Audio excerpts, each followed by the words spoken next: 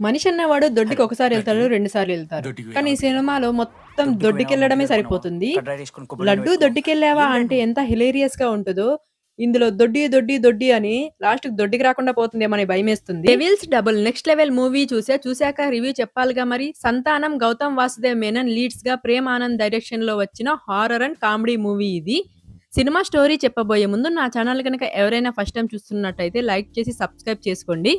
ఇంతకీ స్టోరీ ఏంటంటే ఈ సినిమాలో హీరో కృష్ణ కిస్సా 47 ఏకేఏ సినిమాలకు రివ్యూ ఇస్తూ ఉంటాడు. మనోడు ఎప్పుడూ నెగెటివ్ రివ్యూసే ఇస్తూ ఉంటాడనమాట. ఎందుకు అంటే త్వరగా రీచ్ వస్తదని చెప్పి.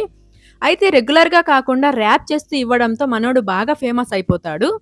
అయితే మనోడికి 'డీడీ నెక్స్ట్ లెవెల్' అనే సినిమాకి స్పెషల్ షో ఫ్యామిలీతో సహా రావాలని ఒక ఇన్విటేషన్ అయితే వస్తది. సినిమా చూసి రివ్యూ ఇస్తే మాకు మంచి పబ్లిసిటీ వస్తుందని చెప్పి ఆ సినిమా డైరెక్టర్ మనోడితో రిక్వెస్ట్ చేస్తాడు.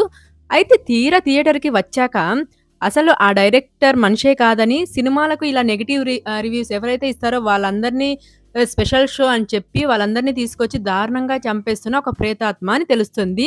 ఈ షాక్ నుంచి తేరుకునే మనోడు పారిపోదాం అనుకునే లోపే మనోడిని తన ఫ్యామిలీని తను తీసిన 'డీడీ నెక్స్ట్ లెవెల్' సినిమాలోకి ట్రాన్స్‌పోర్ట్ చేస్తాడు.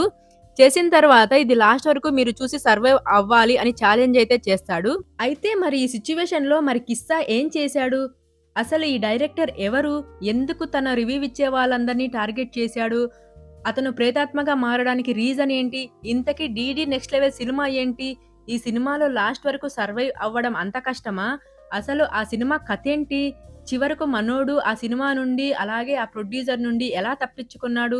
తన ఫ్యామిలీని ఎలా కాపాడుకున్నాడు? అనేది మీ సినిమా చూసి తెలుసుకోవాల్సి ఉంటుంది. అయితే ఈ సినిమా స్టార్ట్ అవ్వడమే నెగెటివ్ రివ్యూస్ ఇచ్చే వాళ్ళని తీసుకొచ్చి చంపడంతోనే స్టార్ట్ అవుద్ది. అయితే మనకు లేట్ చేయకుండా హీరోని, అతని క్యారెక్టర్‌ని ఇంట్రొడ్యూస్ చేస్తారు. అయితే ఈ సినిమా అయితే చాలా బోరింగ్‌గా ఉంటది. ఇంకా కాన్సెప్ట్ కొత్తదే కానీ హారర్ అండ్ కామెడీ అనిపించలేదు.